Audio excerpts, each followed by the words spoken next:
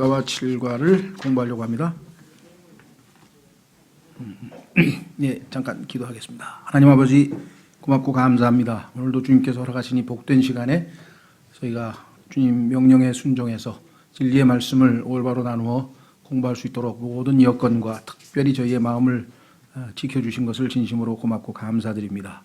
주님의 약속을 신뢰하오니 진리의 영께서 우리를 모든 진리 가운데로 인도하심으로 저희가 진리를 바르게 배우고 또 믿고 순종을 통해 실천함으로 하나님께 풍성한 열매로 영광을 돌릴 수 있게 해주시기를 간절히 기도드립니다. 심히 무지하고 무능하고 무기력할 뿐임을 고백드립니다. 주께서 약속하신 대로 능하게 하시고 지혜와 명철을 더하심으로 주님의 영을 충만케 하심을 따라 이 말씀의 사역을 온전히 성취하셔서 하나님 아버지께는 존귀와 영광과 기쁨을 드리고 우리 모두에게는 큰 유익과 복을 허락하시기를 간절히 간구드리고 이 시간을 하나님 아버지 손에 온전히 의탁합니다. 모든 말씀을 우리 주 예수 그리스도 이름으로 기도하옵나이다. 아멘. 예, 말씀드린 것처럼 창세기 3장은 모든 성경 교리가 시작되는 또는 집약되어 있는 그런 모내기 하기 위한 모판에 해당이 된다.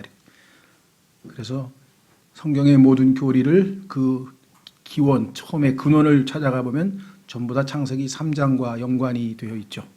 그래서 저희가 지금 창세기 3장에 계시된 하나님은 어떠한 분이신지를 8가지 하나님의 속성에 대해서 우리가 살펴보았고요. 두 번째는 뱀에 대해서.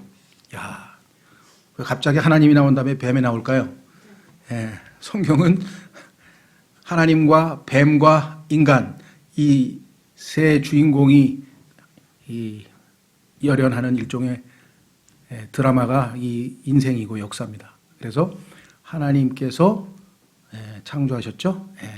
그런데 그 하나님의 창조에 반역을 해서 하나님과의 적대 관계에 놓인 게 뱀이고 하나님께서 이 뱀을 처리하기 위해서 또 하나님과의 올바른 교제를 나누기 위해서 기쁨을 얻으시기 위해서 이제 인간을 창조하셨는데 이 인간을 하나님과 멀어지게끔 죄를 짓도록 미혹시켜서 넘어뜨려서 무너지게 한 것이 뱀이에요.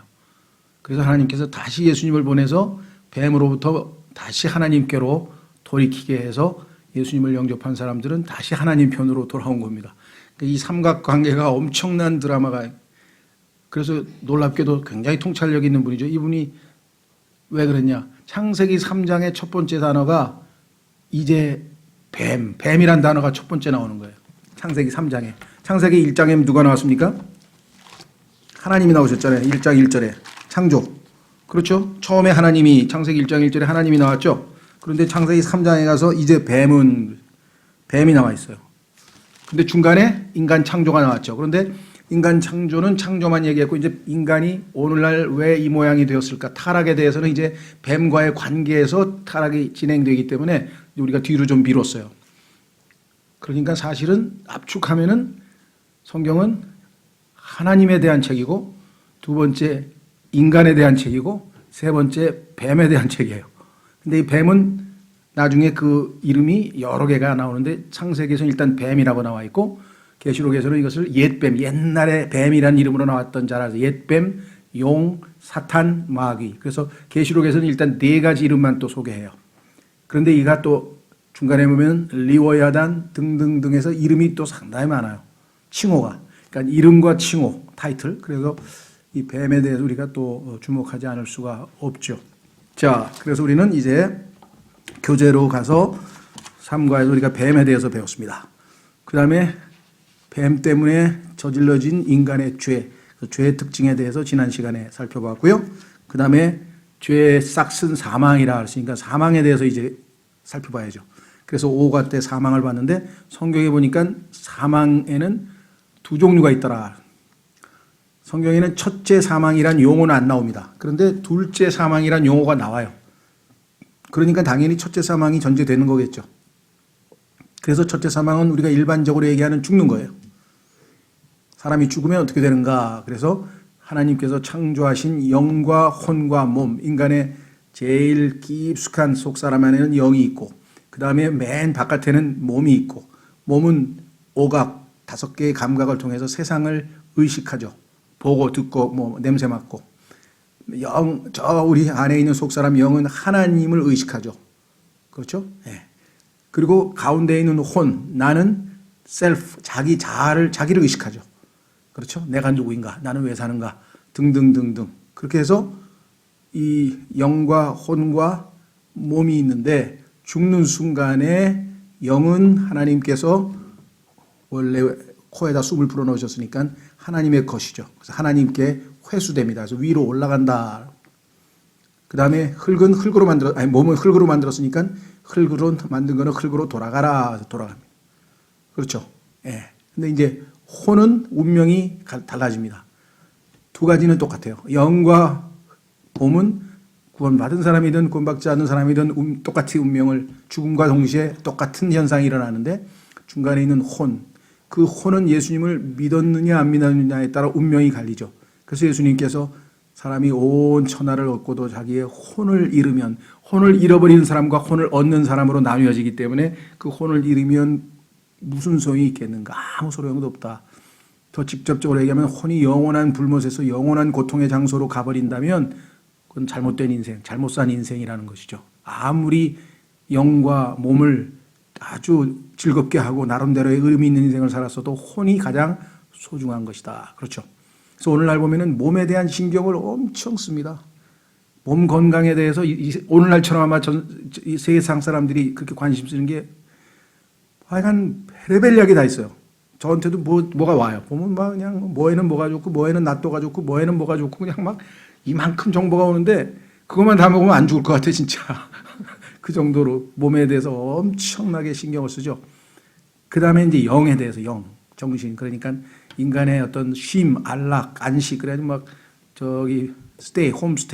템플 스테이를 가는 사람, 뭐 다음에 어디 조용한 데 가서 치유 여행을 떠나는 사람, 뭐 산티아고 길을 걷겠다고 해가지고 그런 사람, 자기 혼자의 뭐 힐링 시간을 가져야 된다는 사람, 또 뭐 죽음을 체험하기 위해서 관에 한번 들어가 보는 관 체험을 하는 사람, 이게 전부 다 이제 영에 대한 관심. 근데 예수님께서는 그것보다 더 중요한 게 뭐예요? 혼이다 이게. 막 온 천하를 얻고도 혼이 지옥에 가면 아무짝에도 이 땅에서 정말 마음을 편하게 영을 잘 다스려서 정말 편하게 살았다. 그래도 아무 의미가 없는 거고. 그렇죠. 왜? 혼이 지옥에 가버리면. 그 성경의 관심은 하나님께서 혼이죠. 혼. 그래서 혼의 구속, 혼의 구원에 대한 얘기가 나오는 것이겠죠. 그래서 이 세 가지 현상에 대해서 얘기를 했는데 두 번째 혼이 일단 구원받은 사람은 당연히 하늘로 간다 그랬어요. 예수님이 계신 곳. 그다음에 구원받지 못한 혼은 지옥이라고 하는 임시장소에 가 있습니다. 임시장소. 왜 이걸 임시장소라고 하느냐? 나중에 이 지옥이 불못이라고 하는 Lake of Fire, 불호수라고 하는 더 넓은 곳에 던져져요.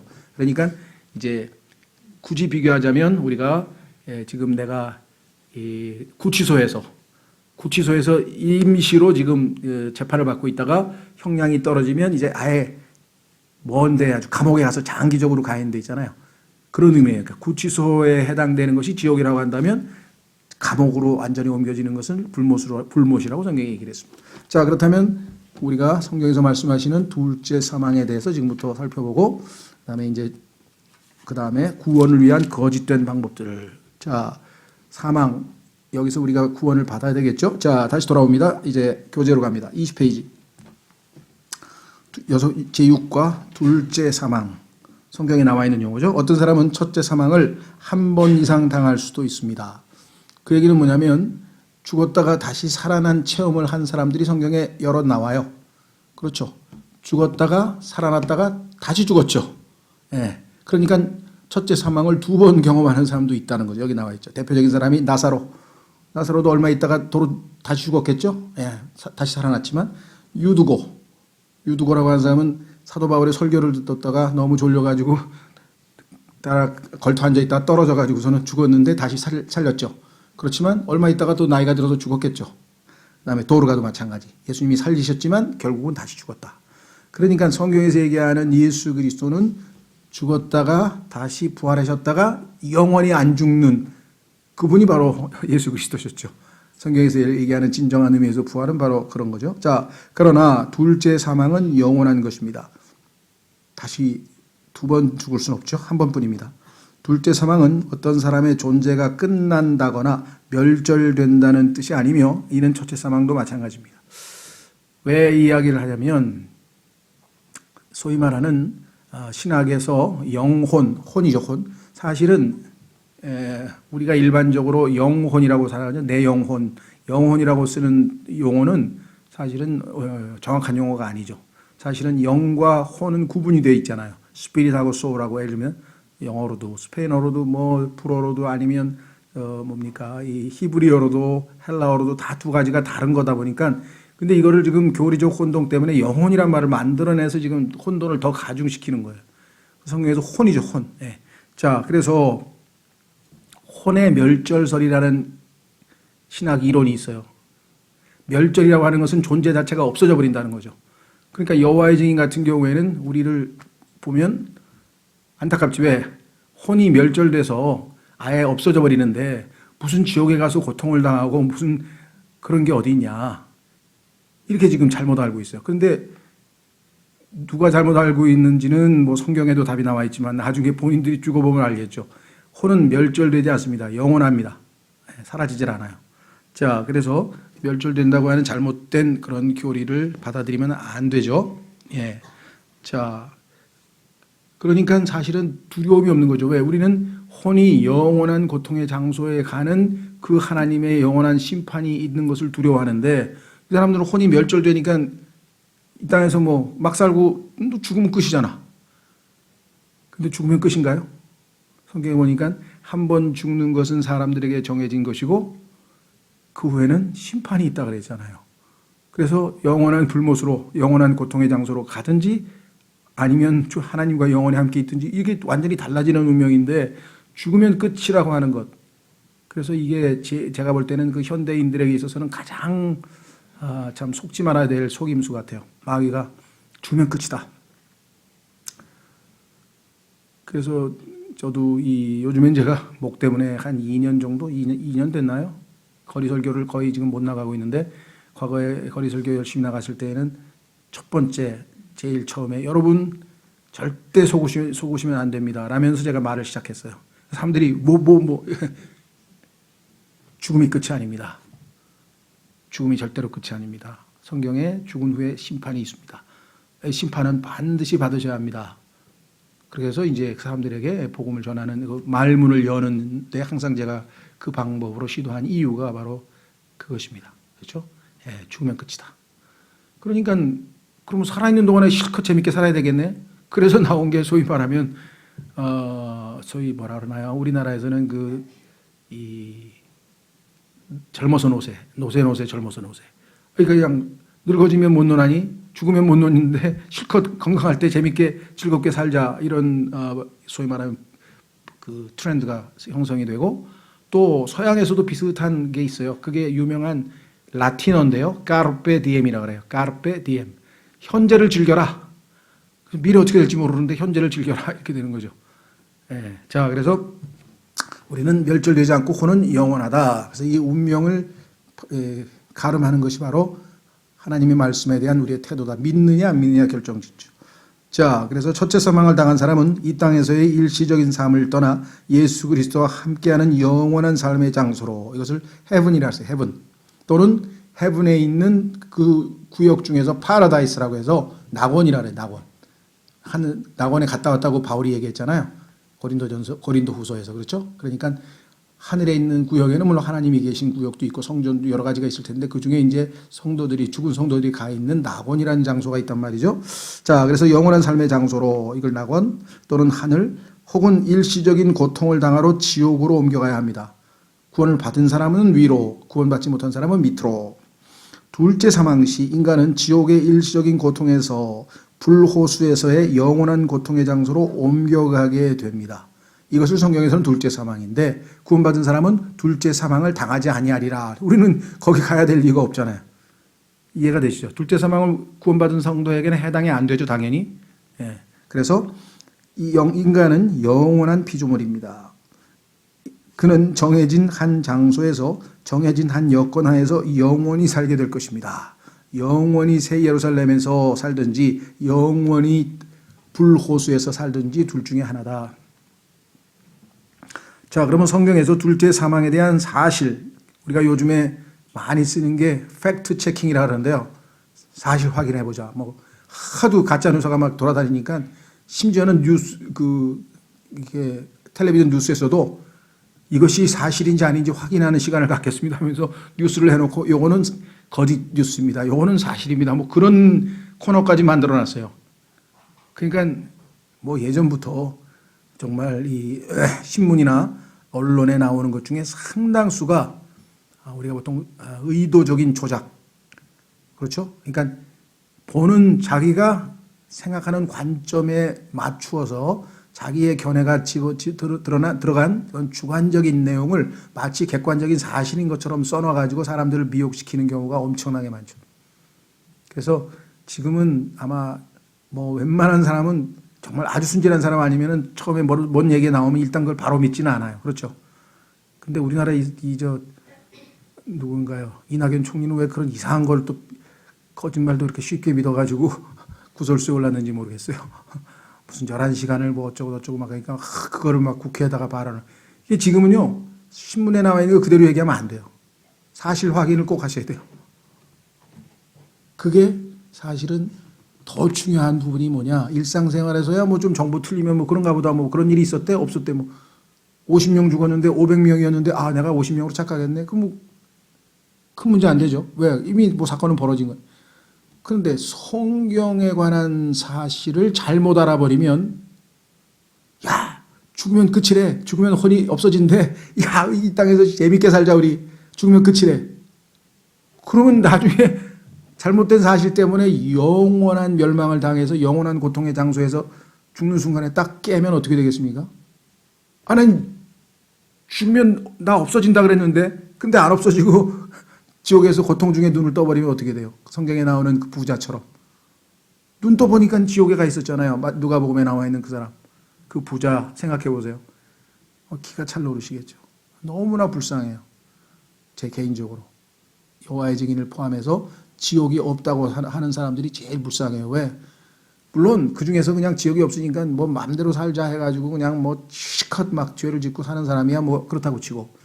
여호와 증인들은 또 그렇다고 나름대로 착하게 살려고 얼마나 애를 씁니까? 바르게 올바르게 살아야 뭘 받는다나 어쩐다나 뭐 그런 거 있잖아요. 소위 말하면 이 행위권, 선한 행위가 그들의 삶에 있어서 가장 중요한 그런 도덕적인 적인데 나름대로 애를 써서 절제하고 나름대로 착하게 살았는데 나중에 가보니까 자기가 없다던 지옥이 떡 있으면 어떻게 되겠는가. 그 제일 안타깝고 불쌍한 사람들이. 자, 그래서요. 성경에 보니까 둘째 사망은 있어요. 성경에 써 있어요. 한 구절만 찾아보죠. 계시록 2장 11절. 성경에 둘째 사망이 있는데 그 둘째 사망이 뭔지도 모른 채 죽으면 끝이라고 잘못 알면 큰일이 벌어지겠죠. 계시록 2장 11절. 귀 있는 자는 성령께서 교회들에 말씀하시는 것을 들을지어다. 이기는 자는 둘째 사망에게 해를 입지 아니하리라. 둘째 사망이 영원한 고통의 장소에서 영혼을 보내게 되는 그 일은 겪지 않게 된다. 이렇게 지금 분명하게 얘기했고 또 21장 8절에 또 있어요. 그러니까 둘째 사망이 성경적 사실이다. 두 번째, 우리는 이 둘째 사망을 두려워해야 합니다. 왜 두려워해야 되느냐? 예수님이 두려워해야 된다고 말씀하셨으니까. 보겠습니다. 마태복음 10장. 예수님께서 두려워하라고 말씀하셨으면 두려워해야죠.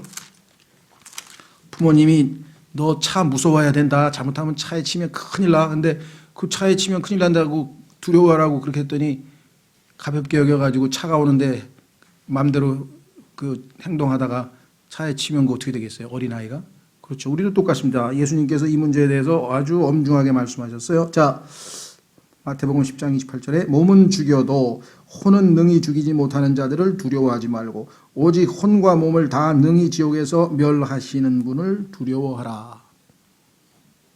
자, 여기서는 예외적으로 몸도 지옥에 가는 케이스가 있어요. 그러니까 원래 몸은 죽으면 바로 흙으로 가잖아요. 우리가 정상적으로 죽으면. 그런데 예외적으로 성경에 보니까 몸과 혼, 이렇게 살아있는 채로 바로 지옥으로 간 케이스가 성경에 나오죠. 민수기에 보면은 중간에 갑자기 땅이 갈라지면서 거기에 반역했던 자들이 다 순식간에 그냥 바로 지옥으로 가버렸잖아요. 그러니까 그런 케이스도 있을 수 있어요. 그러니까 그건 뭐 예외적인 케이스지만 어쨌거나 중요한 거는 혼이 멸해서 영원한 멸망의 장소로 가는 경우가 있다. 그래서 이것은 두려워해야 돼요. 거기 가면 안 돼요. 그렇죠? 두려워해야 된다. 그랬습니다. 이 세상에서 우리가 지혜롭게 사는 방법 중에 하나가 건전한 두려움입니다. 제일 중요한 건 하나님을 두려워야지, 당연히. 하나님이 정말 두려우신 분이라는 것을 제대로 우리가 알아야 되고, 두 번째는요, 두려워할 게 많아요. 뭐 차도 두려워해야 되고, 불 조심도 해야 되고, 불도 두려워해야 되고, 정말 두려워할 걸 두려워해서 우리가 잘 대비해야 쓸데없는 피해를 안 입게 되겠죠. 그렇죠? 예. 밤에 예를 들면 지금같이 치안이 막 불안하고 막 온갖 그런 행동 등을 하는 사람들이 정상적이지 않은 사람들도 막 밤중에 돌아다니는데 혼자서 그냥 깜깜한데 그런 데를 막 다닌다든가 이거 얼마나 위험한 겁니까? 그렇죠. 예, 그런 걸 우리가 두려워할 줄 알아야 돼요. 자, 그래서 이 둘째 사망은 우리가 두려워해서 가지 않도록 해야 된다. 세 번째, 둘째 사망은 혼을 요구한다. 그랬어요. 둘째 사망이 요구하는 것은 혼이라고 분명하게 성경에 얘기했죠. 자, 첫째 사망 시 인간은 몸과 영은 내어주지만 자신의 혼은 그대로 유지합니다. 영은 하나님께로 가고 혼은 흙으로 가고 몸은 흙으로 가고 근데 혼은 그대로 현재 상태를 유지하다가 하나는 하늘나라로 가고 하나는 임시 거처에 가서 대기하고 있죠. 그러다가 이제 그 혼이 마지막으로 이제 불못으로 영원한 장소로 가는 것, 그것을 우리가 둘째 사망이라고 하니까 둘째 사망은 대상이 혼이다. 혼의 영원한 멸망, 이것을 우리가 둘째 사망이라고 성경에서 얘기하겠죠. 자, 그러면 둘째 사망 시 죽게 되는 것은 뭐냐? 혼은 인간 자신이며 영원합니다. 우리가 성경에서 보면은 사람 대신에 혼이라고 해서 예를 들면 전쟁에서 170혼이 죽었다 이렇게 성경에 나오는 경우가 있어요. 그러니까 혼이라고 하는 것은 우리가 일반적으로 나 자신이에요. 나 자신. 그 다음에 심리학에서는 에고라 그러죠. 에고. 자아라 그러죠. 자아. 나는 누구인가? 자, 나는 내 몸이 아니죠. 왜? 내 몸은 나라고 하는 내 혼이 거하고 있는 장막집이죠. 사용하고 지금 거처로 지금 삼고 있는 거잖아요. 사실 나는 이 안에 지금 있잖아요. 그렇죠? 그 다음에 내 영은 내 혼에게 생명을 제공하는 하나님으로부터 생명의 원천이죠. 그러니까 실제적으로 창세기 2장에서 인간의 가장 존재의 본질적인 것은 바로 혼이다 그랬어요. 어떻게 알아요? 자, 흙으로 하나님께서 인간을 지으셨습니다. 하나님께서 숨을 불어넣어서 사람 속에 영을 지으셨다고 스가랴서 12장 1절에 말씀하셨어요. 그렇다면은 그 순간에 인간이 살아있는 혼이 되었다. 그러니까 인간에게 있어서 가장 본질적인 것은 바로 혼이죠. 살아있는 혼. living soul. 살아있는 혼. 자, 그 다음에 혼은 두 번째 B번. 첫째 사망 후에도 혼은 의식과 정신적, 신체적 기능을 그대로 유지합니다. 이것이 이제 성경에서만 우리가 얻을 수 있는 정보죠. 죽은 다음에 그 혼이 어디로 갔는지 사람들은 모르죠. 근데 성경에 보니까 둘 중에 하나로 가 있었는데, 자, 확인해 보겠습니다. 이거는 한번 찾아야 되겠네요. 누가복음 16장은요, 혹시라도 죽음 후의 세계에 대해서, 사후의 세계에 대해서 관심 있는 사람들에게는 여러분들이 성경을 딱 펼쳐서 혹시 관심 있으면 내가 알려줄게. 왜? 너 죽으면 어디로 가는지 그거 여기 다 써 있어. 자, 사후의 세계에 대해서 혹시라도 관심 있는 사람들이 있다면 우리는 주저없이 누가복음을 펼쳐서 읽어주면 됩니다. 차근차근. 자, 19절. 어떤 부자가 있었는데 그는 자주색 옷과 고운 아마포 옷을 입고, 그러니까 아주 사치스럽게 아주 좀 뭐랄까 잘 살았다 이거죠. 날마다 호화롭게 지내더라. 여기 나와 있네요. 날마다 호화롭게 지내더라.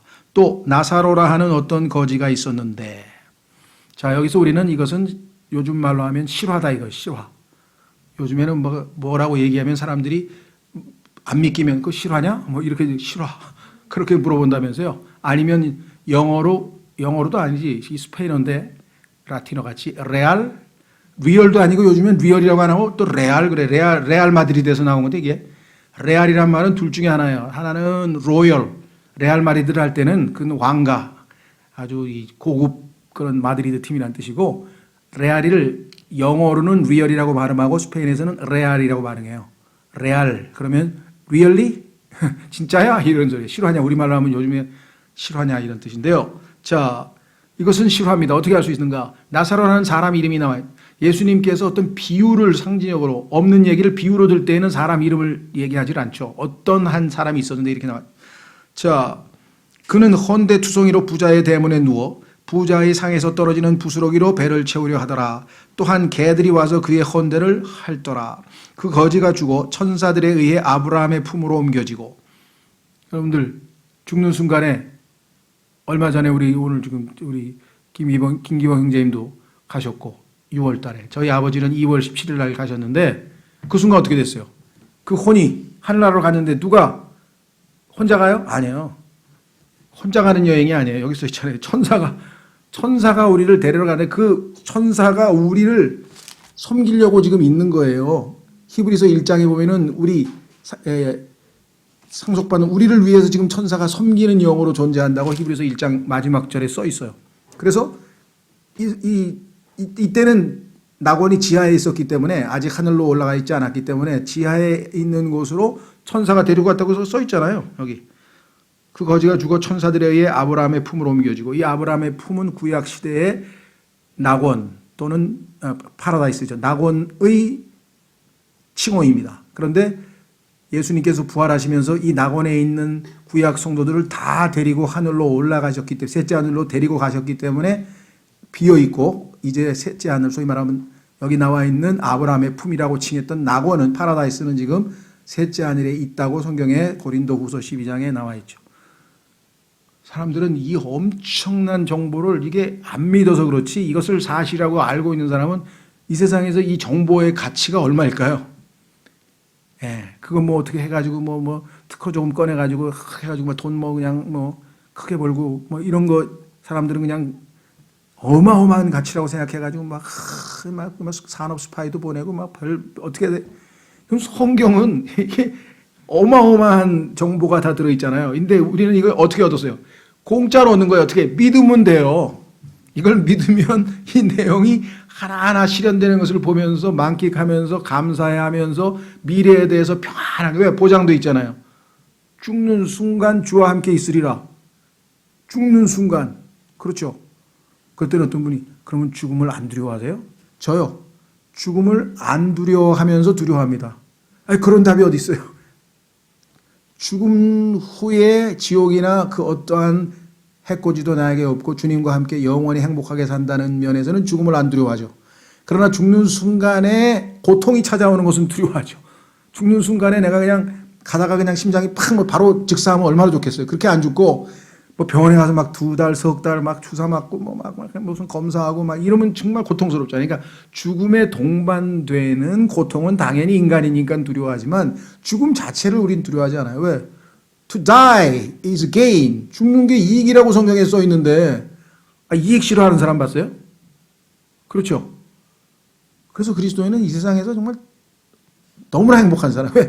세상 사람들이 제일 두려워하는 게 죽음이에요. 사망, 마지막 원수. 성경에 써 있어요. 마지막 원수. 그런데 죽는 것도 이익이라고 되어 있는 사람들인데 뭐가 두렵겠어요? 그렇죠. 네. 자, 그래서 여기 뭐라고 써 있나 보세요. 그 부자도 죽어 묻히게 되었더라. 묻힌 건 부자의 몸입니다. 그러나 부자의 혼은 살아서 어디로 가 있었나 보세요. 23절. 그가 지옥에서 고통 중에 눈을 들어 멀리 아브라함과 그의 품에 있는 나사로를 보고. 그러면 22절에 묻히게 된 건 당연히 몸이죠. 그런데 혼은 멸절되지 않잖아요. 영원히 그대로 있잖아요. 그래서 혼은 어떻게 했어요? 그가는 이제 그의 혼을 얘기합니다. 그 사람 자체. 그 사람 자체는 누구냐? 어떻게 했냐? 지옥에서, 아까 봤잖아요. 임시로 지옥에 간다고. 고통 중에, 지옥도 고통 중의 장소고요. 그리고 영원한 고통의 장소가 불못이에요. 그러니까 이 땅에서 우리가 아는 고통하고는 차원이 다른 어마어마한 고통의 장소입니다. 자, 고통 중에 눈을 들어, 혼에도 눈이 있네? 눈이 있습니다. 멀리 아브라함과 그의 품에 있는 나사로를 보고, 다 봅니다. 보입니다. 그대로 가지고 있어요, 지각을. 우리의 이거는 지금 뭐예요? 탈이에요. 껍데기. 안에 진짜가 들어있는 게 혼이. 자, 그래서 보고 소리를 지르며 이르되, 소리도 지를 수 있습니다. 뭐라고 했나 보세요. 아버지 아브라함이여 내게 긍휼을 베푸사 나사로를 보내어 그가 그의 손가락 끝에 물을 찍어 내 혀를 서늘하게 하도록 하소서. 얼마나 뜨겁고 얼마나 목이 마른지 우리 집에서 그 얻어먹던 그 나사로가 아브라함의 품에 딱 안겨서 편안하게 있는 모습을 보고 저 나사로 좀 보내서 내 혀에다가 물 한 방울 좀 찍었으면 좋겠습니다. 얼마나 고통스러운지 여러분들. 이거 레알이에요. 있는 그대로. 예수님께서 거짓말하실 리가 없을 거고요. 자, 그래서 어떻게 됐나 보세요. 찍어 내 혀를 서늘하게 하소서 내가 이 불꽃 가운데에서 고통을 받나이다. 그랬더니 아브라함이 뭐라고 답변했나 보십시오. 아브라함이 이르되 아들아 너는 내 생전에 너의 좋은 것을 받았고 그와 같이 나사로는 나쁜 것들을 받았음을 기억하라. 자, 여기에서 그러면은 좋은 것 받고 잘 먹고 잘 산 사람은 다 지옥에 가고 이 땅에서 가난하고 못 산 사람은 다 하늘나라로 가느냐? 전혀 그 얘기를 가르쳐 주는 게 아닙니다. 여기서는요.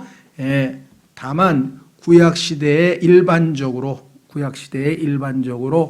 부자들의 경우에는 소위 말하면 악한 사람, 즉 옳지 않은 방법으로 부자가 된 사람이 많았고 가난한 사람들은 착하게 살다가 수탈을 당한 사람들이 있기 때문에 이거는 특별히 유대인들과 관련된 율법과 관련된 문맥이고요. 중요한 거는 부자는 지옥, 하늘나라, 뭐 가난한 사람은 하늘나라, 이게 전혀 아닙니다. 그 얘기를 하려고 하는 게 아니고 다만 그거를 지금 언급하고 있을 뿐이에요. 자, 뭐라고 했나 보십시오. 그러나 이제 그는 위로를 받고 이 땅에서 나사로는 하나님을 의지하고 믿음으로 살았으니까 위로를 받고 너는 고통을 받느니라. 이 모든 것 외에도 우리와 너희 사이에는 큰 구렁텅이가 놓여 있어.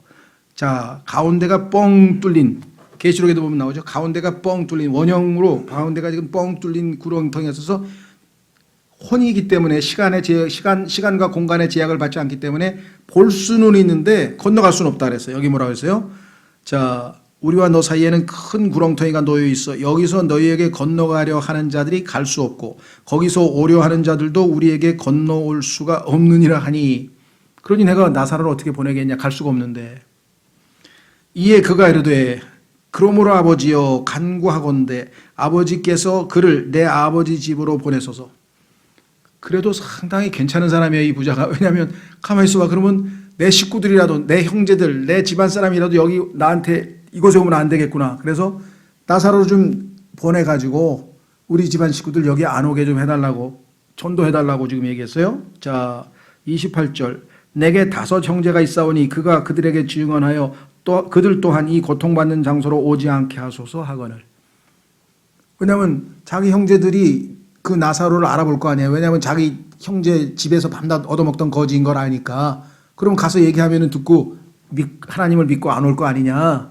나름대로 애써 전도를 했어요. 그랬더니 29절. 아브라함이 그에게 이르되 그들에게 모세와 대언자들이 있으니 그들이 저들의 말을 들을 것이니라 하매. 하나님의 말씀을 들으면 믿으면 당연히 여기 너한테 안 와. 그러니까 걱정하지 마. 문제는 뭐냐. 그가 이르되 아니니이다. 그렇게 갖고는 안 됩니다. 그런 건 안 믿습니다. 우리 집안 사람들은. 죽었다가 나사로가 살아서 가면 부활, 기적 이런 걸 보면 틀림없이 믿을 겁니다. 나름대로 논리를 쓴 거죠. 그렇잖아요. 죽었던 나사로가 왔으니까 와 이거 진짜인가 보다 막 이렇게 믿을 줄 알았는데 아버지 아브라함이여 만일 어떤 사람이 죽은 자들로부터 그들에게 간다면 그들이 회개하리이다 하니. 이게 인간의 생각이에요. 그래서 사람들은 막 기적을 보여주셔서 뭐 그러면 믿겠습니다. 기적 보고 안 믿는 사람 수두룩합니다. 왜? 성경에 써 있잖아요. 31절. 그가 그에게 이르되 그들이 모세와 대언자들의 말을 듣지 아니하면 하나님의 말씀 듣고 안 믿으면 비록 어떤 사람이 죽은 자들로부터 일어날지라도 그들이 설득되지 아니하리라. 기적을 봐도 안 믿는다 이 말이에요. 마음이 강팍하기 때문에 마음이 이미 딱딱하게 굳어가지고 안 믿는다 하였느니라 하시니라. 얼마나 정확하게 지금 말씀을 해주셨습니까? 다시 돌아갑니다. 교재로. 그렇다면 의식과 정신적 신체 기능 다 말도 하고 생각도 하고 논리적으로 막 아이고 나 그럼 전도 좀 해주세요. 차라리 나 혼자는 여기 있는 거 괜찮은데 우리 형제는 안 오게 해주세요. 뭐 멀쩡하게 다 얘기했단 말이에요. 자, 3번째 C. 둘째 사망은 혼이 지옥으로부터 나와 크고 흰 왕좌 앞에서 재판을 받은 후 결국 불호수로 던져지는 겁니다.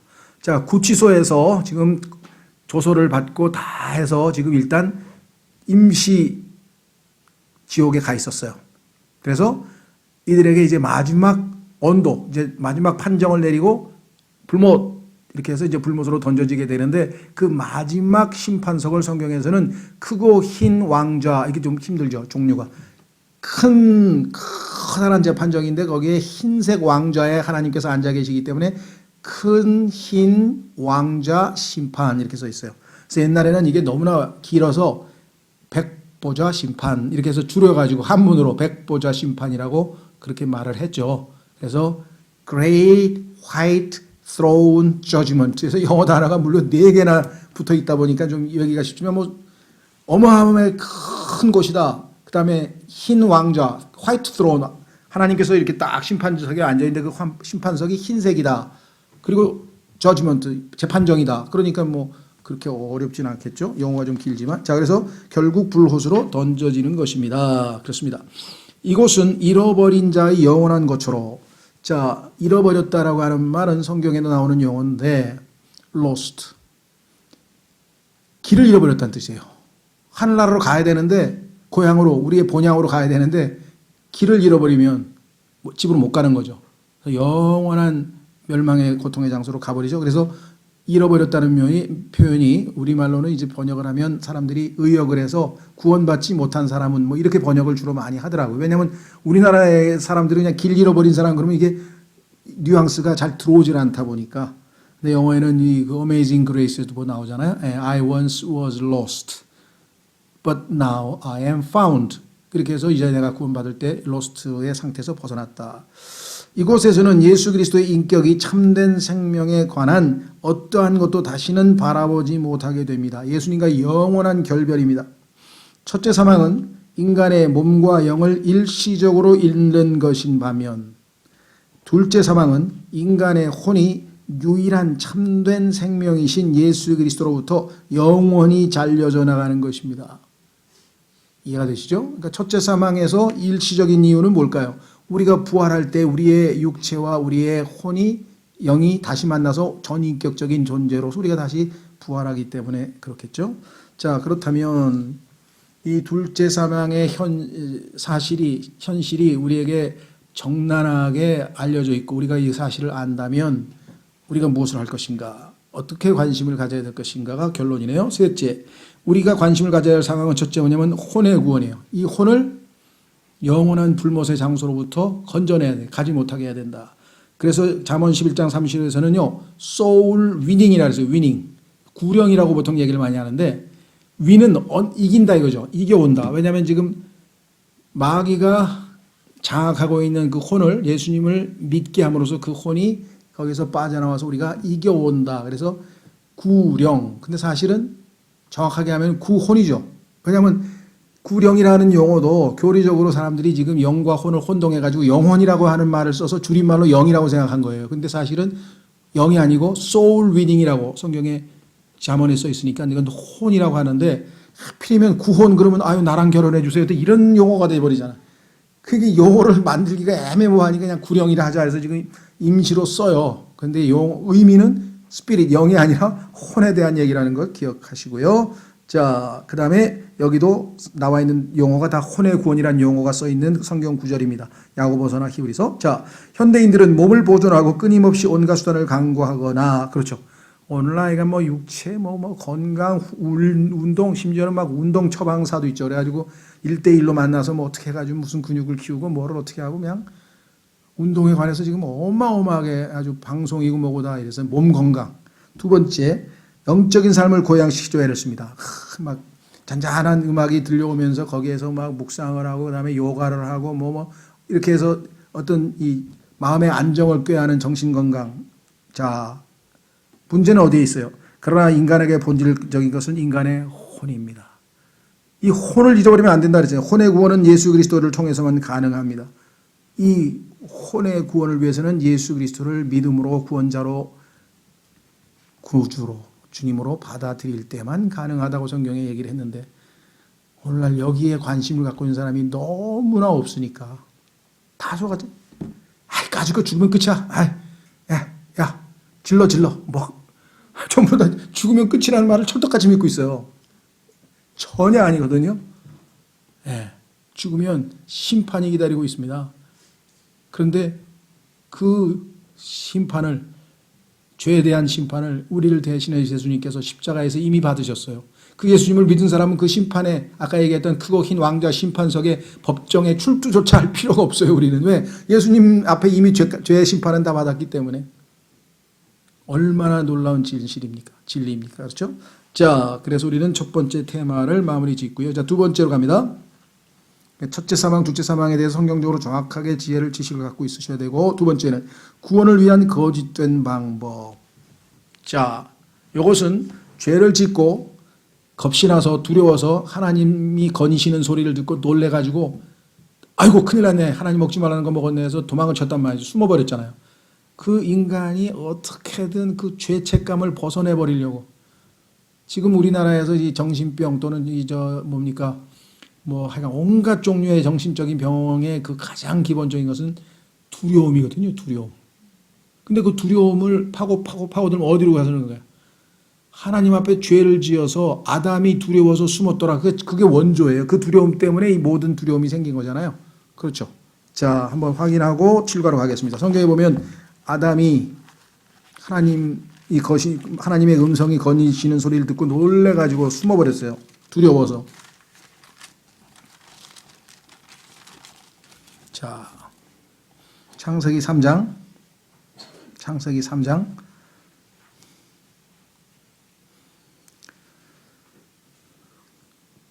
6절, 죄를 짓는 순간이네요. 여자가 보니 그 나무가 먹기에 좋고 눈으로 보기 아름다우며 사람을 지혜롭게 할 만큼 탐스러운 나무이므로 모든 죄는 이렇게 매력적입니다. 매력적이지 않으면 인간이 죄를 지을 리가 없겠죠. 자, 그래서 어떻게 했는가? 그녀가 그 나무의 열매를 따서 먹고, 불순종, 죄죠? 하나님이 먹지 말라는 게 먹었으니까 죄를 지었습니다. 자기와 함께한 자기 남편에게도 주매 그가 먹으니라. 근데 성경에 보니까 디모데전서에 이브는 속아서 먹은 거고 아담은 속지 아니하였노라. 그럼 아담은 안 속았는데 왜 먹었어요? 이건 운명을 같이 하기 위해서 그런 거죠. 그래서 성경에 보니까 아담을 존귀한 사람이라 했어요. 존귀한 사람. 왜?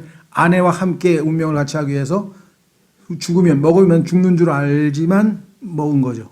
자, 그래서 17절, 그들 두 사람의 눈이 열림에 그들이 자기들이 벌거벗은 줄을 알고는.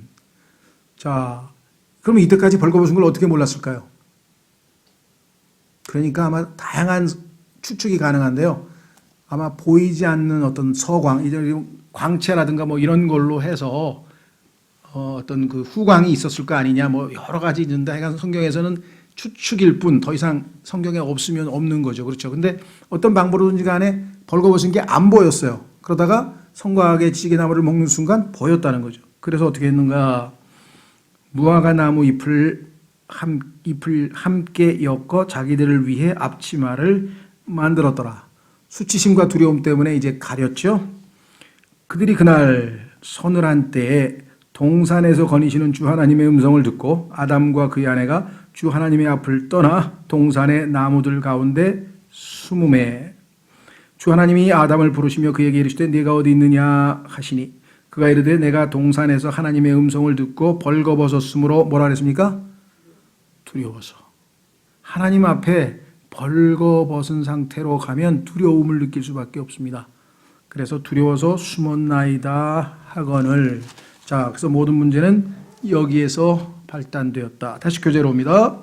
구원을 위한 거짓된 방법들을 지금 아담과 이브가 사용했죠. 하나님의 방법이 아닌 거짓된 인간의 방법을 사용했는데 그게 무엇인가를 한번 보겠습니다.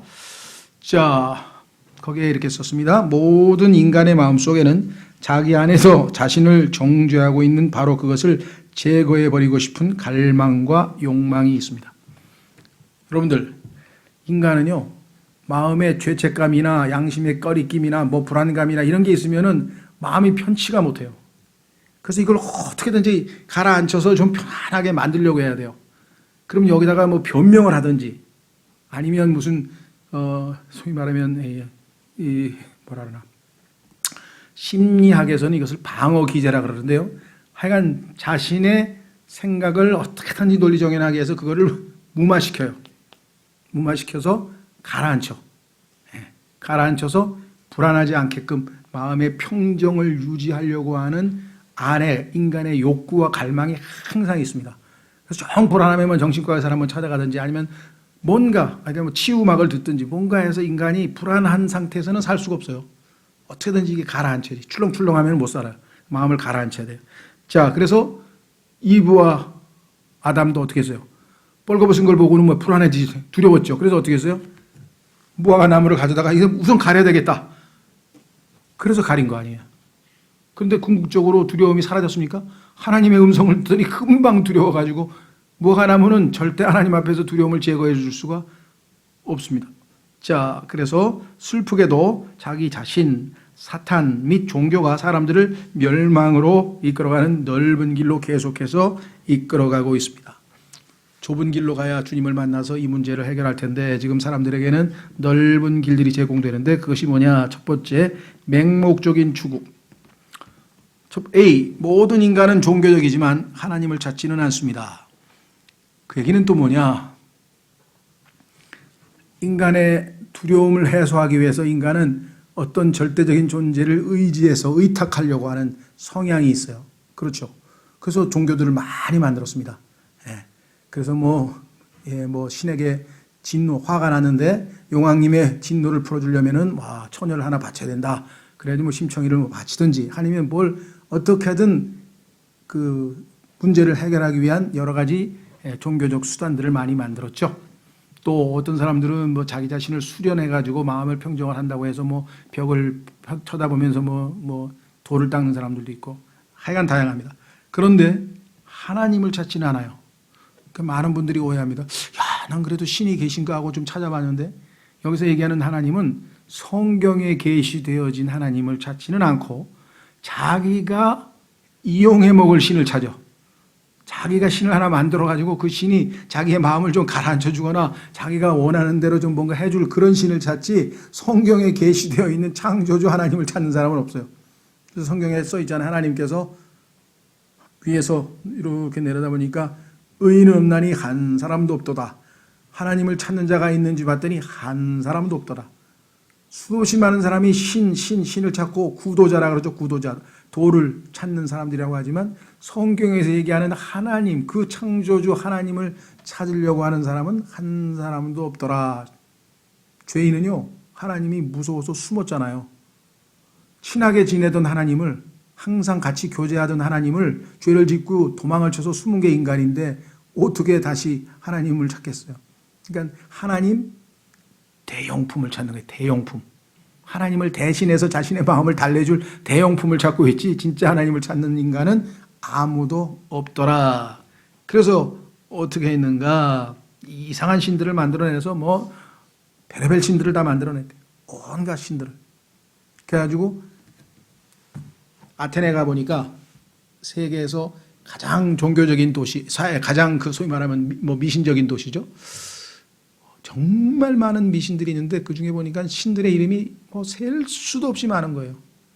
셀 수도 없이 많아. 그래서 거기에 판테온이라고 하는 신전이 있는데 만신전이라 그래요.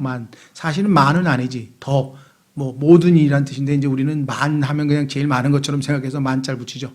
사실은 성경에서 돈을 사랑하는 것은 모든 악의 원인이라 그랬는데 모든 대신에 우리는 일만악이라고 개혁성경에 써놨잖아요. 그게 그건 숫자가 아니라 상징적으로 모든이란 뜻인데 판이란 말은 모든이란 뜻이에요. 그래서 태온은 신전. 그래가지고 별의별 신이 다 있어. 이 바울이 가가지고 의분이 생긴 거야. 너희 정말 지독하게 미신적인 놈들아. 당신들 정말 미신적이구나. 별의별 신이 다 있네. 이 우상들 싹 없애야 되는데 지금 하나님에 대한 어떤 열정으로 바울이 이렇게 약간 의분에 차서 이렇게 질책하는 장면이 나오죠. 그런데 보니까 한쪽 구석에 딱 신이 하나 놓여 있어. 딱 보니까 모르는 신이라고. 모르는 신. unknown God. 너희들은 얼마나 미신적인지 모르는 신도 하나 세워놨더라. 그래, 너희가 모르는 그 신을 내가 지금부터 얘기해 주겠다. 그래서 그들이 왜 찾질 않으니까 이분은 하나님을 성경에 나와 계시된 하나님은 하나님께서 자신을 보여주셔야 이걸 계시라 그래요. 여러분들 지금 어디에 갔는데 동상이 지금 가려져 있어요. 동상을 지금 커튼으로 시커먼 커튼으로 가려놨어. 그럼 밤낮 들여다봐야 그게 뭔지를 알 수가 있나요? 근데 그거를 줄을 쫙 잡아당겨 가지고 열리면 이거 이순신 장군 동상이구나, 아니면 이거 무슨 세종대왕 동상이구나, 우리가 알 수 있잖아요. 그러니까 하나님께서 자신을 열어 보여주는 걸 그걸 계시라 그래요. 계시. 그러니까 아무도 하나님을 모르기 때문에 하나님께서 자기 자신을 알려주기 위해서 계시하신 거죠. 기억나세요? 베드로한테 사람들이 날 누구라고 하더냐, 엘리야고로도 하고 이렇게 침례인 요한이라고, 너희들은 나를 누구라 하더냐.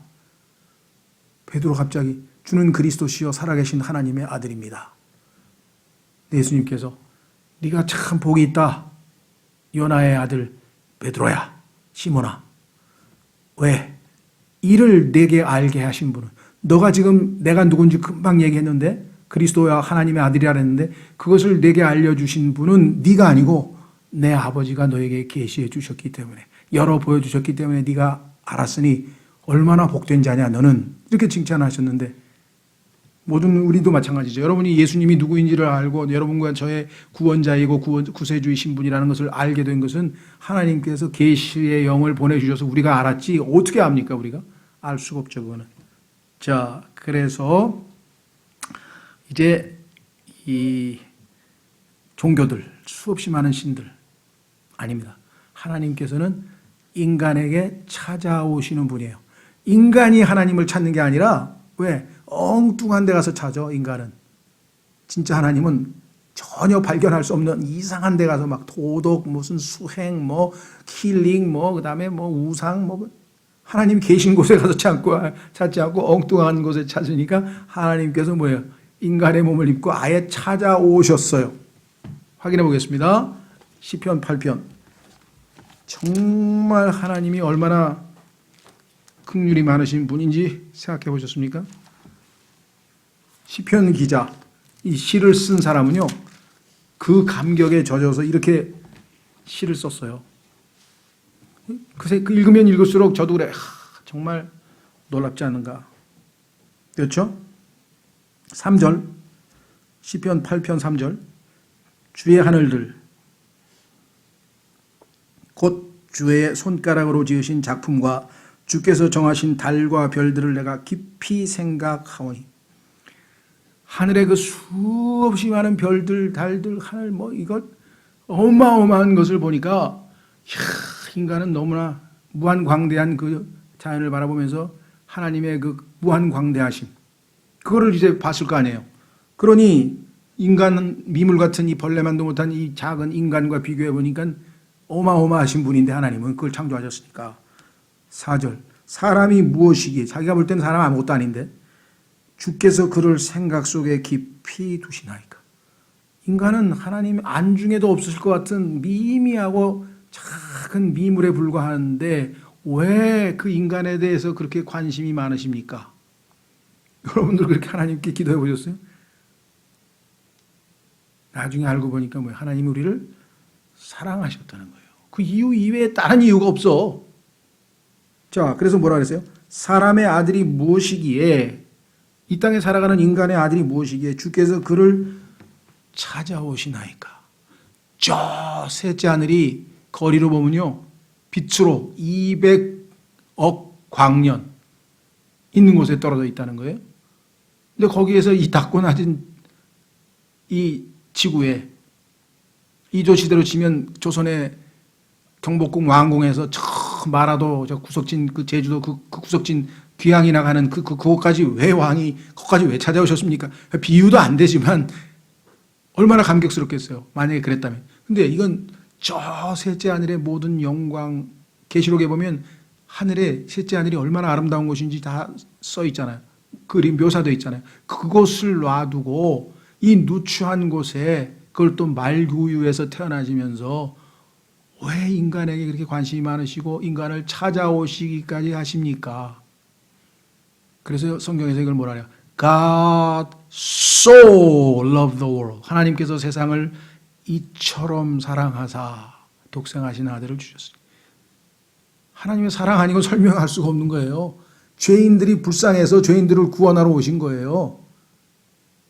그 이유를 우리는 지금 알잖아요. 이 시편 기자는 몰랐지. 아니 어떻게 해서 그러지? 말이 안 되는데? 다시 돌아옵니다. 두 번째, 인간의 방법들은 뭐냐? 창세기 3장 7에서 13절에 보면 최초의 인간은 죄에 대한 책임을 회피하기 위해 온갖 시도를 하고 있습니다. 자, 우리가 금방 읽었죠? 이것은 인간의 후손이라면 누구나 다 되풀이하게 하게 될 바로 그것입니다. 인간은 똑같습니다. 이러한 인간의 시도들은 약간씩 다른 양상을 띌 수도 있습니다. 조금씩 차이가 나지만 본질적으로는 똑같은데, 자, 하지만 잃어버려진 인간이 자신의 죄책감을 다루기 위해 취할 수 있는 방법은 단 4가지뿐입니다. 마음이 불안해. 이 죄책감을 없어야 돼. 그렇죠? 예. 그래서 이 죄책감 없어주는 직업이 있어요, 우리나라에. 그게 뭐예요? 예. 심리 분석. 두 번째, 정신과 의사. 치료가 아니라 말로 살살 위로해가지고 이렇게 해서 괜찮아요. 그럼 뭐 사기 안 치는 놈도 있어요. 그 정도 괜찮아요. 잠이 안 와요. 괜찮아요. 저 수면제 드릴게요. 이래가지고 하여간 결국은 무마시켜서 죄책감을 없애는 게 아니라 그냥 덮어놓게 만드는 거. 안 없어져요. 그래가지고 죄책감은 죄가 해결이 돼야 죄책감이 없어지지. 원인이 제거돼야. 세상 죄를 제거하시는 예수님을 받아들여야 내 죄가 제거된 걸 알고 그제야 죄책감이 풀리는 거죠. 자의 진정한 안식과 평안을 누리는 거죠. 자, 다시 돌아옵니다. 인간은 자신의 죄를 덮으려고 합니다. 그렇습니다. 자, 아까 어떻게 했어요? 무화과 나무 잎으로 가렸잖아요. 창피하잖아요. 그렇죠? 더러운 거. 여러분들 누군가가 내가 죄를 지었는데 아주 못된 짓을 저질렀는데 그거 들키면 안 되잖아요. 그러니까 안 들키려고 밤에 하든지 숨어서 하든지 어떻게 하든지 하고 안 밝히려고 그냥 어떻게든지 그걸 숨기려고 하죠. 자, 이를 위해 인간은 하나님께 의논을 하지 않습니다.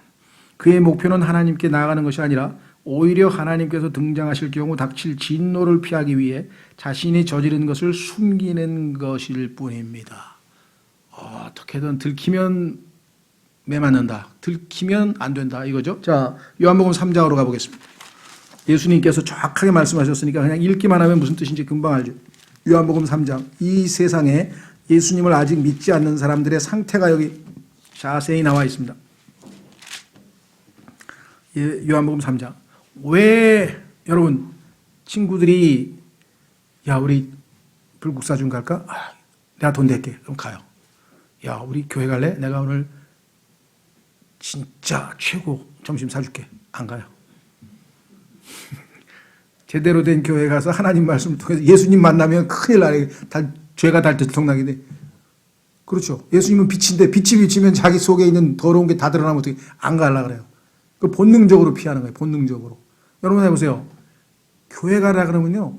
거의 대부분 사람들 안 갑니다. 여러분 생각에는 그가 뭐 기독교 집안이 아니어서 기독교가 싫어. 아니에요. 영적으로 본능적으로 마귀가 막아요. 어떤 핑계를 대서. 온다고 약속해도 절반 이상 안 와요. 분명히 약속했는데도 안 와요. 무슨 핑계가 있든지 뭔 일이 벌어지든지 안 와요. 자 보세요. 요한복음 3장 16절. 하나님께서 세상을 이처럼 사랑하사 독생자를 주셨으니 이것은 누구든지 그를 믿는 자는 멸망하지 않고 영존하는 생명을 얻게 하려 하심이라. 하나님께서 자신의 아들을 세상에 보내신 것은 세상을 정죄하려 하심이 아니요 그를 통해 세상을 구원하려 하심이라. 그런데 18절. 그를 믿는 자는 정죄를 받지 아니하거니와. 그 다음 보세요. 믿지 않는 자는 하나님의 독생자의 이름을 믿지 아니하였으므로 이미 정죄를 받았느니라. 이미 정죄받았다는 얘기는 무슨 뜻인가 보십시오. 정죄는 이것이니, 정죄는 내용이 이겁니다. 곧 빛이 세상에 왔으되 사람들이 자기 행위가 악함으로 빛보다 어둠을 더 사랑하는 것이니라. 빛보다 어둠을 더 사랑하면 어떻게 되는가? 20절. 이는 악을 행하는 자마다 자기 행위를 책망받을까 염려하여 빛을 미워하고 또 빛으로 나오지 아니하기 때문이라. 자기의 더러운 게 다 들통날까 봐 빛으로는 안 나온다. 하나님의 말씀을 들으면요. 뭐 별의별 죄가 다 드러나요. 그냥. 그렇죠. 저도 과거에 죄인인 줄 모르고 뻔히 그때는 뭐 하나님이 역사하셔서 거기 가서 앉아있는데 갑자기 형제를 미워하는 자는 살인자라고 성경에 써 있습니다. 그 순간에 그냥 제 죄가 그냥 쫙 그 전까지만 해도 형제 미워하는 걸 죄로 내가 인식을 해본 적이 있나요? 없어요. 한 번도. 그걸 죄라고 인식을 한 적이 없는데 하나님 말씀을 듣는 순간에 그냥 죄도 아니고 살인자? 이것 말고도 온갖 죄들이 다 드러날 거 아니겠습니까? 자, 그래서 21절. 그러나 진리를 행하는 자는 빛으로 나오니 이것은 자기 행위와 또 그 행위가 하나님 안에서 이루어졌음을 나타내려 함이라 하시더라. 아하. 그러니까 사람들이 교회 오기 싫어하고 성경 읽기 싫어하고 하나님 믿는 사람하고 친하게 안 지내려고 하고 이게 다 뭐예요? 빛으로 다가가면 자기의 어둡고 더럽고 추한 면들이 다 드러나 버리기 때문에. 자, 그래서 다시 돌아옵니다.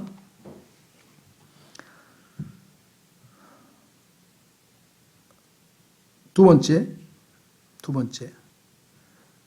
인간은 다른 사람을 비난합니다. 자, 여자가 뭐라 그랬어요? 아니죠. 여자가 아니라 처음에 질문을 받았을 때 내가 먹지 말라는 건 먹었냐? 그랬더니 아담이 하나님께서 저한테 주신 여자가 먹으라 그랬습니다. 그래서 먹었습니다.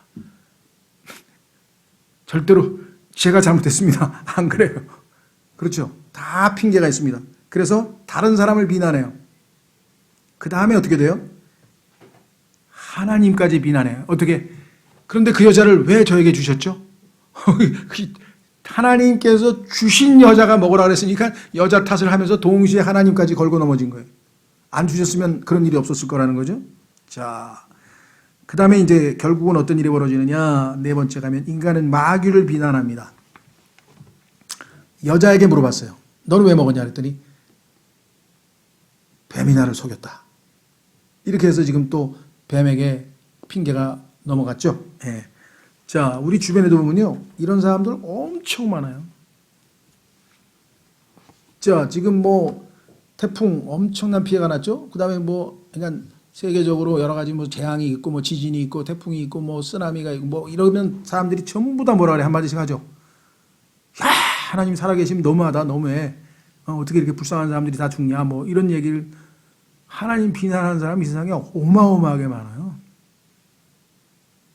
그죠? 하나님 살아가시면 너무하다. 어떻게 저렇게 태어나면서부터 불구로 태어났을까? 어떻게 저렇게 장애자로 태어났지? 뭐 별의별 얘기를 다 합니다. 그걸 전부 하나님 책임으로 돌리는 거예요. 자, 넘어가셔서 두 번째. 거짓 종교의 특징은 뭐냐? 거짓 종교는 사탄의 철학 위에 세워졌습니다. 인간은 절대로 자기 책임지지 않습니다. 그래서 제가 알기로는요, 제일 힘든 직업이 검사 같아요. 잘못했다 그러면 안 해. 다 잘못했는데. 죽으라고 아니라 그러니. 그렇죠. 다 남의 탓이라 하잖아요. 지금도 보면 다 남의 탓이라 하잖아요. 시인을 안 해. 자, 거짓 종교는 사탄의 철학에 세워졌습니다. 첫 번째는 거짓 종교는 항상 하나님 대신에 자기를 높입니다. 자기를 높여. 그래서 내가 하겠다. 이사야서 14장 13절에 보면요. 하나님하고 비기겠다 그래요. 마귀가. 내가 하겠다. 내가 항상 중심에 놓여 있습니다. 나 중심적 삶. 그런데 이 세상에 있는 인간치고 자기 중심적으로 하는 사람이 인간이 어디 있어요? 따라서 모든 사람들은 다 자기 중심적이고 다 죄인인 거죠. 자, 두 번째, 자기 손으로 행하는 것. 마태복음에 보면요, 제가요 주님의 이름으로 마귀도 쫓아내고요, 뭐도 하고요, 뭐도 하고 하면서 자기가 그 종교적인 행위, 자기의 손으로 한 종교적인 행위를 나열합니다. 그렇죠. 그래서 어떤 사람들은 불행이 닥치면 그래요. 아니, 내가 주의를 안 지켰어, 헌금을 안 냈어, 내가 뭐 전도를 안 했어. 근데 왜 나한테 이런 일이 벌어져? 이게 하나님 비난하는 거예요. 그렇죠. 예. 자, 세 번째. 다른 사람들과 적절치 못한 방법으로 비교한다.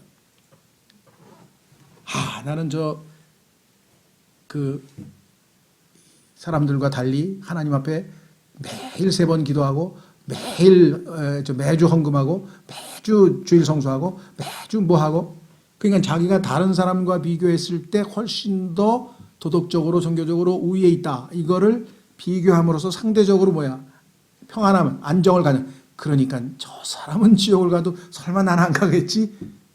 이런 생각 같은데. 그렇죠? 자, 보세요. 거듭나지 못한 사람은 자신의 죄를 숨길 방법을 찾지 못하거나 다른 사람을 비난할 방도를 얻지 못할 경우 다음 단계를 밟게 되는데, 대안이 없으면 종교에 의지합니다. 그것은 곧 종교입니다.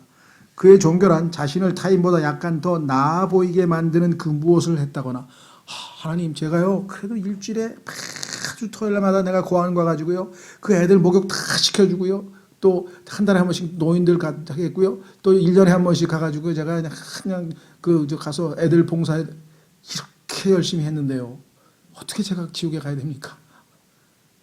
이렇게 해서 다른 사람은 모르지만 저는 아닌 것 같습니다. 자, 그 다음에 그의 종교란 자신을 타인보다 약간 더 나아 보이게 만드는 그 무엇을 했다거나 아니면 하고 있다는 사실을 발견하는 것입니다. 그렇게 되면 자기보다 못한 자들은 지옥에 갈 것인 반면 자신은 그 정도로는 정죄받지 않을 것이라는 희망에 안주할 것입니다. 그는 자기보다 더 형편없는 그 누군가가 있다는 사실에 흡족해하는 것입니다. 너무나 많은 사람들이 이것 때문에 믿음으로 나오지 않는. 교회요? 아이고, 말도 마세요. 내가 10년 동안 살았는데 우리 옆집 사람은 교회를 10년 다녔어요.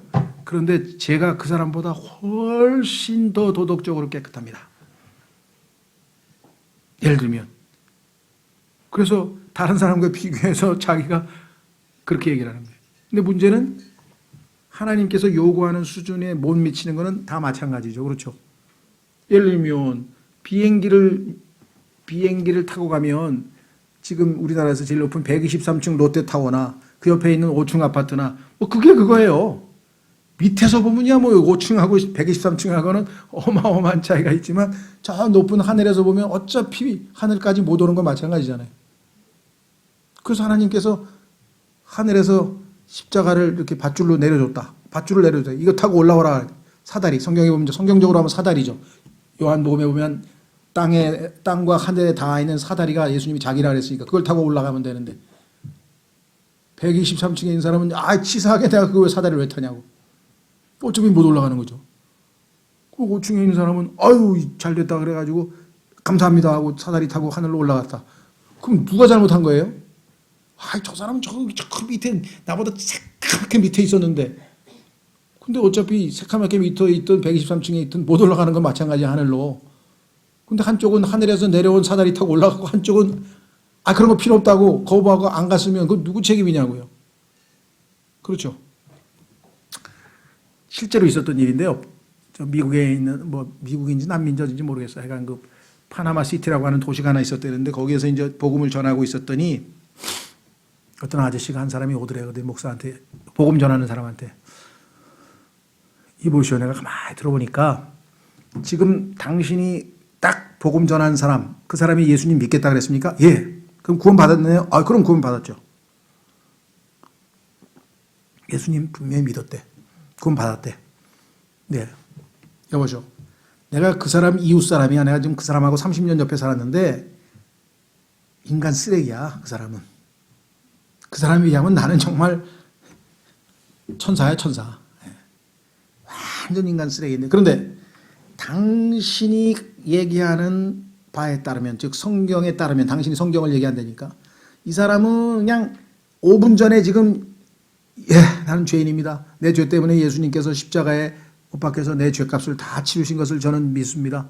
주님, 나는 예수님을 나의 구원자와 주님으로 믿겠습니다. 아멘. 그러면 그 순간 그냥 얘 하늘나라 가고, 나는 30년 동안 이 사람보다 훨씬 훌륭하게 살았는데, 그럼 나는 당신이 복음 전했는데 나는 그냥 안 믿을 테니까 됐습니다. 그러면 나는 지옥이고 이 사람은 하늘나라라는 소리입니까? 지금 당신 얘기에 따르면 정확하게 맞습니다. 여보쇼, 얘기 여보쇼. 이 세상 사람 누가 갖다 내봐. 내가 하늘나라 가고 이 사람 지옥까지. 왜? 행위로 보니까. 그 얘기는 뭐냐면 5층이 높아, 123층이 높아. 내가 지금 나는 123층인데 이 사람이 무슨 소리를 하는 거야. 누가 하늘나라 가겠어? 내가 가지. 근데 123층도 못 가고 5층도 어차피 하늘나라 못 가. 어차피 하늘은 못 가. 이 사람은 뭐야? 하늘에서 내려온 사다리, 예수님을 타고 하늘로 갔어. 그게 하늘 아버지께로 갈 수 있는 유일한 길이야. 진리요 생명이야. 이 사람은 갔어. 이 사람은 뭐야? 난 필요 없어. 난 123층이야. 안 갔어. 그럼 어떡하란 말이에요? 오늘날에도 너무나 많은 사람들이 자기 도덕에 그게 세계에서 제일 문제가 되는 사람이 유대인들이에요. 유대인들은 율법을 지키고 모세를 지키고 뭐 했고. 그래서 하나님의 의를 몰라요. 하나님께서 거저 주시는 선물 예수 그리스도를 거부하고 율법을 지켜서 끝까지 의롭게 되겠다고 애를 쓰고 있는 사람, 전형적인 종교인들이 바로 유대인들이잖아요. 자, 다시 돌아옵니다. 그래서 B번, 왜 인간은 자신을 구원할 수 없는가? 첫째, 죄들 때문에. 자, 찾아보겠습니다. 이사야서 59장 2절. 이사야서 59장 2절에 보면 하나님과 우리 사이에 죄가 가로막고 있어가지고 하나님과 만날 수가 없어요. 하나님의 품에 갈 수가 없어요. 이사야서 59장 2절. 이사야서 59장 2절. 1절부터 보겠습니다. 1절부터. 보라, 주의 손이 짧아져서 구원하지 못하는 것도 아니요 그분의 귀가 둔하여서 듣지 못하는 것도 아니라 오직 너희 불법들이 너희와 너희 하나님 사이를 갈라놓았고 너희 죄들이 그분의 얼굴을 너희에게 숨겼으므로 그분께서 듣지 아니하시리라. 죄와 불법 때문에 하나님과 함께 만날 수가 없다. 하나님을 앞에 나아갈 수 없다 그랬습니다. 두 번째는 하나님에 대한 순종의 결역. 자, 로마서 10장 3절, 금방 제가 얘기했던 유대인 이야기입니다. 유대인들은 세계에서 가장 종교적인 인물이죠. 가장 깨끗하게 살려고 하고 심지어는 뭐 정말 조금만 저기 해도 손 씻고 하여간 뭐 깨끗하게 정결하게 하려고 하던 그런 사람들인데 어째서 그들은 구원을 못 받았는가? 자, 로마서 10장에 써 있습니다.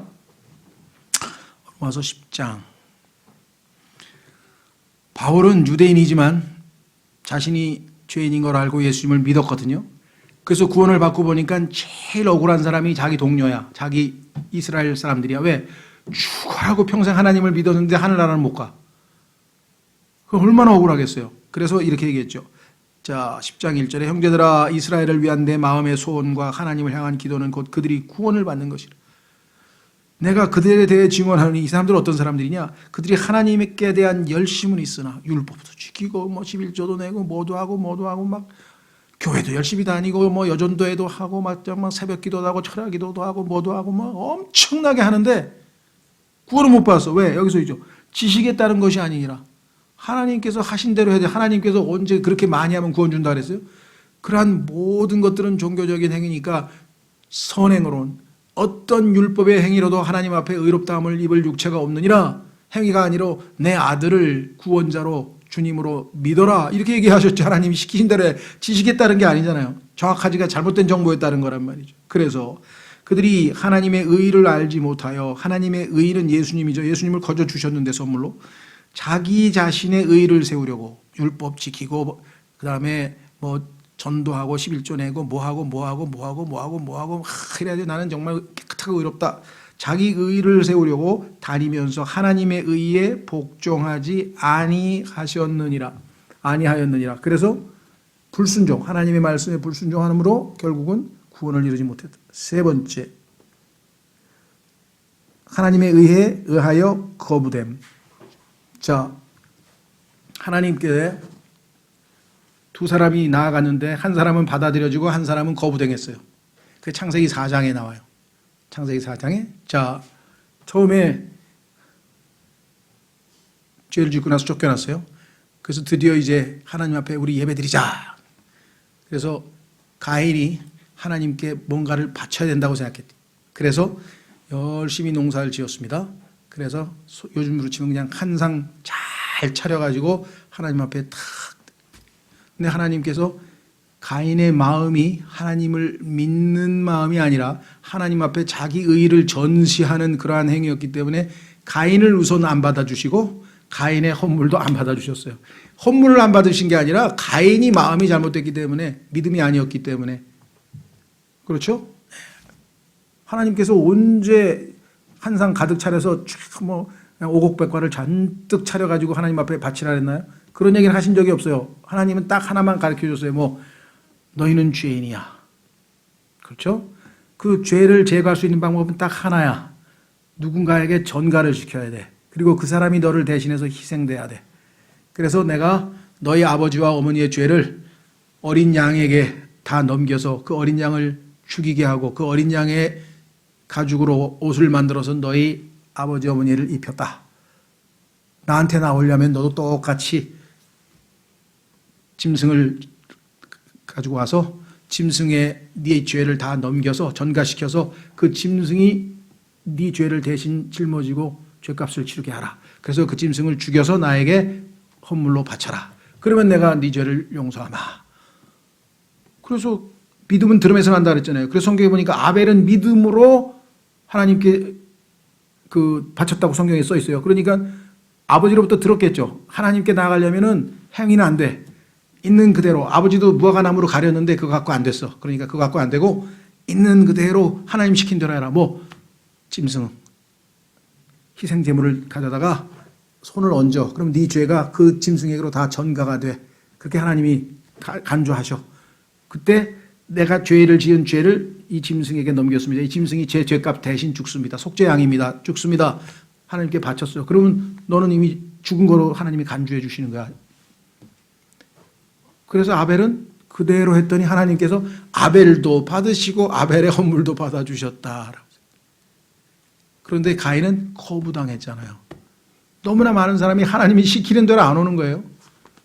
하나님께서 자 여기 내 아들 예수 그리스도 자 너에게 선물로 주마. 하나님의 의 받아라. 그랬더니 한다는 소리가 그래도 양심이 어떻게 공짜로 받아요. 제가 좀 착한 일 좀 열심히 좀 하겠습니다. 옆에서 그냥 열심히 빈손으로 와서 그냥 받으라니까 그냥 받아. 선물이야 선물 받아. 하나님 저의 죄값을 십자가에서 아들을 통해서 다 처리하셨다니 너무나 감사합니다. 감사합니다. 예수님 믿겠습니다. 그냥 받아. 안 받아. 뭘 하려고 해. 그럼 어떻게 되겠어요? 자, 그래서 하나님은 그런 사람은 받아주질 않아요. 하나님 앞에 못 나가요. 여기 나와 있죠.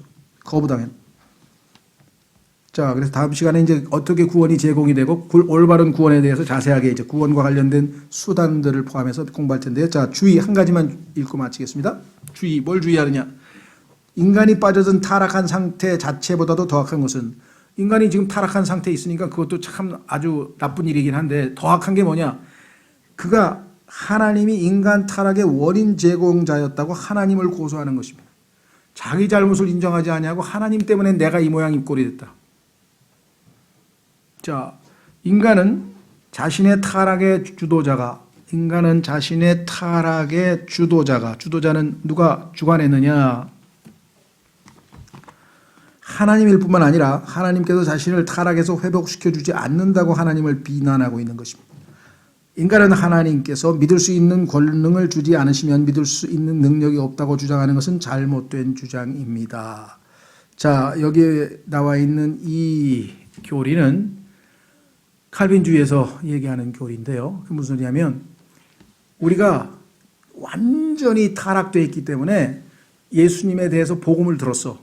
그럼 예수님을 믿겠습니다 하는데 우리에게 믿음이 없기 때문에 못 믿는다는 거예요. 여기 나왔잖아요. 믿음의 권능을 하나님이 주셔야 된다. 이렇게 지금 얘기하고 있는 거거든요. 근데 성경에 보면은 이 땅에 태어난 모든 인간에게는 믿음을 주셨어요. 자, 여러분들 여기 올 때 뭐 지하철을 타든 버스를 타든 뭘 탔을 거 아니에요. 그러면 저걸 타면 내가 목적하는 신도림역으로 간다. 그건 믿고 탄 거예요. 그렇죠. 만약에 저게 진짜 신도림으로 가는 거야? 못 믿겠는데? 의심했으면 여러분들이 탔을 리가 없죠. 지금 우리의 삶의 거의 대부분 다 믿음으로 이루어집니다. 그렇죠. 여러분이 지금 의자에 앉아 있어요. 이 의자가 나를 지탱한다고 믿고 있으니까 지금 그러고 있지. 이건 어느 순간에 콱 무너져가지고 내가 꽝 하고 머리를 찌울지도 모른다. 그걸 의심하고 있으면 지금 앉아 있겠습니까? 그렇죠. 네. 어마어마하게 믿음 많이 가지고 계세요, 여러분들. 네. 별의별 걸 다 믿어요. 네. 그런데 그 믿음을 예수 그리스도를 믿는 데는 사용을 안 한다 이 말이죠. 그 예수님에 대해서 복음을 듣고 내 죄값을 내가 지은 죄값은 내가 감당하고 죄싹은 사망이고 내가 영원한 둘째 사망에 처해서 영원한 불못으로 던져져야 될 그와 같은 죄인인데 내 죄값을 예수님께서 십자가에서 다 치르셨구나. 야, 주님 감사합니다. 제가 이제 주님을 나의 구원자 주님으로 믿겠습니다 하고 받아들이는 거예요. 그거 바로 그게 구원인데 그거를 안 하고 딴 방식으로 뭔가를 좀 해보려고 한다면 얼마나 답답한 일이겠습니까? 그렇죠? 자, 두 번째, 또한 자신들이 하나님의 영원한 뜻에 포함되지 않을 경우 구원받을 수 없다고 주장하는 것도 잘못된 것입니다. 야, 지옥 갈 사람, 하늘나라 갈 사람 다 정해져 있어. 네가 발버둥 치고 믿는다고 되는 일이 아니야. 그건 다 정해져 있어. 하나님의 주권에 해당하는 거야. 이렇게 하면요, 정말 정말 너무 무지몽매한 하나님을 믿는 거예요. 그렇죠? 하나님께서 다 정해놓고 너는 지옥 갈 사람, 너는 하늘나라 갈 사람 다 미리 정해놨습니까? 야, 이건 정말 심각합니다. 근데 이런 걸 믿는 사람도 있어요. 그래서 이런 교리, 이걸 극단적 칼빈주의라고 하는데요. 이런 교리를 가르치는 사람들을 놓고 찰스 웨슬리라고 하는 그 유명한 찬송가에 보면은 이 사람이 찬송가 작사를 많이 했어요. 아주 은혜로운 찬송을 많이 했는데 이 사람이 너무 화가 나서 이런 저주받을 교리를 어디서 그런 걸 가리키냐고 막 저주받을 교리라고 막 항변했어요. 왜? 하나님께서 예수 그리스도를 믿으라, 그러면 구원을 받으리라. 이렇게 하신 분이 믿었더니, 아, 미안하다. 너는 원래 예정이 안 돼 있네. 너는 믿어봐야 소용없어. 왜 하늘나라 가기로 예정이 안 돼 있어서. 이런 하나님이 어디 계시냐고요.